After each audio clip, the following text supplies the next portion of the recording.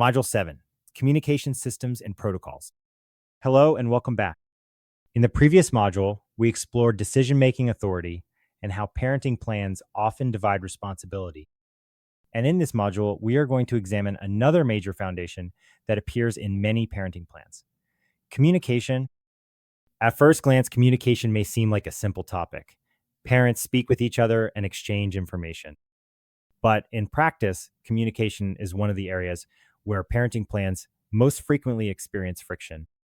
This happens because communication between separated households operates under very different conditions. Two parents may live in different homes, follow different routines, and interact only periodically. In high conflict situations, communication may also carry emotional tension from past disputes. Because of that, many parenting plans include communication provisions designed to create structure. When those provisions are clear and predictable, coordination between households tends to become easier over time. When they are vague, misunderstandings and repeated disagreements can begin to appear.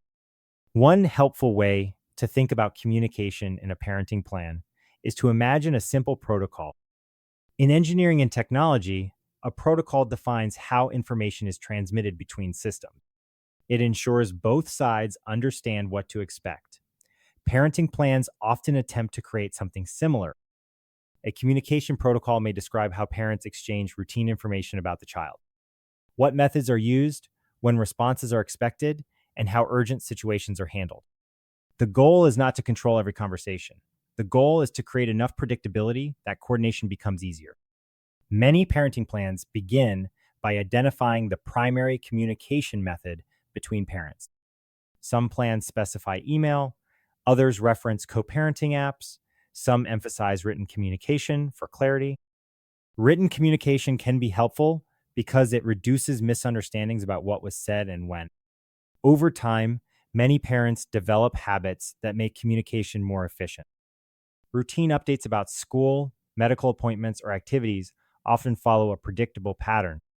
When those patterns become consistent, the amount of uncertainty in the system decreases. Another area sometimes addressed in parenting plans is response expectations. Some plans include language about acknowledging messages within a certain period of time. This is not always about urgency. It simply prevents situations where a parent doesn't know if a message was received. Some parenting plans also distinguish between routine communication and urgent communication. Routine communication may involve scheduling updates, school information, or general coordination.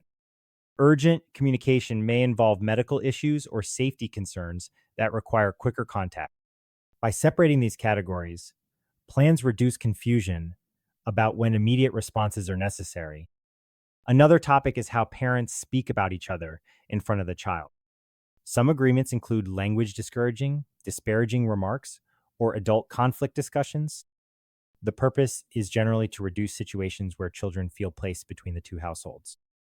A final element that sometimes appears in parenting plans is communication boundaries.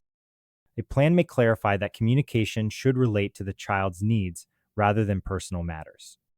These boundaries help keep conversations focused on coordination rather than revisiting past disagreements. When viewed together, these form a structure: method, response patterns, and routine versus urgent. Guidelines for respectful interaction, and boundaries that keep conversations centered on the child. None of these pieces guarantee perfect cooperation, but they can reduce ambiguity.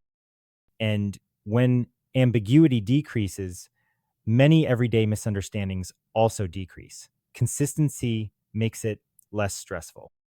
Before moving to the next module, take a moment to reflect on a simple observation. Think about how communication currently happens between the two households involved in your situation. Is there a clear method? Are expectations understood? Are routine and urgent issues handled differently? You do not need to solve these questions yet. For now, simply notice whether a structure already exists. In the next module, we will examine another important part of many parenting plans: conflict resolution. Understanding how plans address those moments can help prevent small disputes from turning into larger conflicts. See you in the next module.